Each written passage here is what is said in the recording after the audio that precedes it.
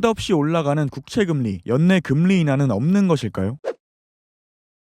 금일 증시는 국채금리의 상승과 구글의 반독점 재판 패소로 인하여 하락세로 마감하였습니다. 엔비디아를 제외한 기술주는 부진한 모습이죠. 통신 관련주는 하락세를 보였으며 소비순환재와 금융 관련주는 약세와 보합세를 보인 상태로 마감하였습니다. 지난 금요일에 상승을 뒤로하고 매물 소화 과정이 진행되며 출발부터 하락한 것인데요. 특히 아이폰 최대 규모의 조립업체인 폭스콘의 AI 매출 급증 소식과 엔비디아와 기술 협력을 맺은 슈퍼마이크로 컴퓨터의 GPU 출하량 급증 소식에 엔비디아 등 일부 종목이 강세를 보였지만 국채금리 상승에 따른 미국 정부의 비용 우려를 포함하여 허리케인 영향으로 대부분 종목들이 부진한 흐름을 보이게 된 것이죠. 장 후반에는 구글에 대한 반독점 패소 판결 소식에 대형 기술주 중심으로 낙폭을 확대하자 3대 지수에도 영향을 주게 된 것입니다. 다우 산업지수는 0.94% 하락하였고 나스닥 종합지수는 0.90% 하락, S&P 500 지수는 0.96% 하락, 러셀 2000 지수는 0.78% 하락하였으며 필라델피아 반도체 지수는 0.19% 하락하게 되었습니다. 오늘의 요약 키워드는 고용지표와 허리케인 그리고 구글의 반독점 재판 패소가 되겠습니다.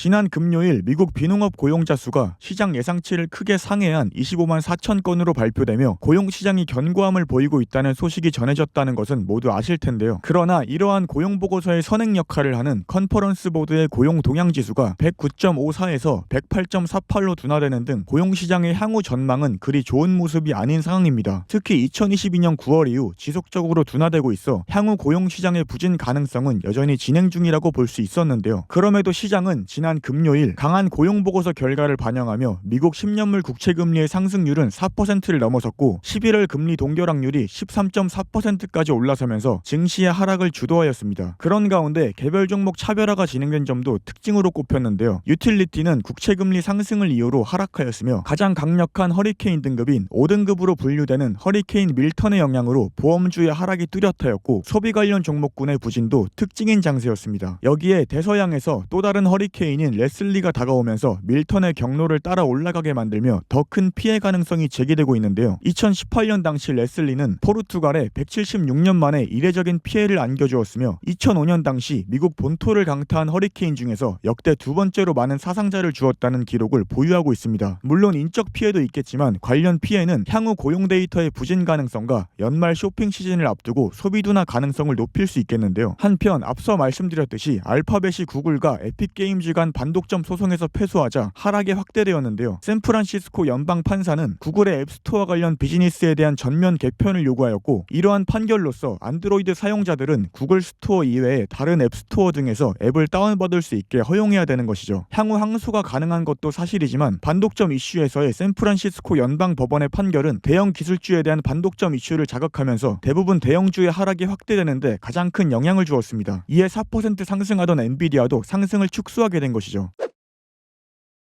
엔비디아는 슈퍼마이크로 컴퓨터가 분기당 10만 개 이상의 GPU가 탑재된 새로운 냉각 제품군을 공개하며 급등하자 따라서 상승하였는데요. 더불어 지난 주말 대만의 폭스콘이 전년 대비 매출이 20.2% 급증하였고 AI 관련 매출이 주도했다고 발표한 점도 엔비디아의 강세 요인으로 꼽을 수 있었습니다. TSMC, AMD, 마벨테크, 마이크론은 엔비디아를 따라서 장 초반 강세를 보였으나 후반엔 매물을 소화하며 상승분을 일부 반납하기도 하였습니다. 반면에 퀄컴, ASML, AMAT, 센티넬1, 템퍼스 AI, 시게이트, 스프링클러 등 일부 AI 관련 종목군은 부진한 흐름을 보여주었습니다. 테슬라는 미국의 자산운용사인 번스타인이 테슬라가 정확히 무엇을 공개할지에 대한 상당한 불확실성이 남아있다 라고 발표하자 하락하였는데요. 테슬라의 저가형 모델에 대한 매출 성장 둔화를 가져올 가능성이 높다고 언급한 것이죠. 여기에 자율주행 기술과 운전자 보조 시스템을 개발하는 기업인 모비라이에 대해 JP모건이 운전자 지원 시스템의 성장 전망에 대한 의구심을 언급하며 투자 의견과 목표 주가를 하향 조정하게 되었고 주가는 하락을 피할 수 없었습니다. 반면 중국 전기차인 리오토, 샤오펑, 리오는 중국의 경제성장 정책 발표를 앞두고 강세가 지속되었습니다. 애플은 아이폰 부품을 가장 많이 생산하는 기업인 폭스콘이 아이폰의 매출에 미친 영향은 제한적이라고 발표한 소식과 뉴욕의 금융자문회사인 제프리스가 AI 스마트폰에 대한 기대가 너무 높다며 매수에서 중립으로 투자 의견을 하향 조정하자 하락하였습니다. 전 세계 스마트폰 제조해서 40%의 점유율을 가지고 있는 폭스콘이 직접 언급한 만큼 앞으로 애플의 실적에 기추가 주목될 수 있겠죠. 아마존은 미국의 다국적 금융기업인 웰스파고가 추가 성장 동력이 약화되고 있다며 투자 의견을 하향 조정하였으며 1만 4천 명의 매니저를 해고함으로써 기업 비용 절감에 나선다는 소식이 추가 하락의 요인으로 작용하게 되었습니다. 마이크로소프트와 메타는 알파벳의 반독점법 이슈가 부각되면서 하락이 확대된 것으로 추측되고 있습니다. 일라이 릴리와 노보노디스크는 체중 감량 약물이 심장 건강에 긍정적인 효과를 줄 수 있다는 분석이 제기되면서 나란히 상승하게 되었습니다.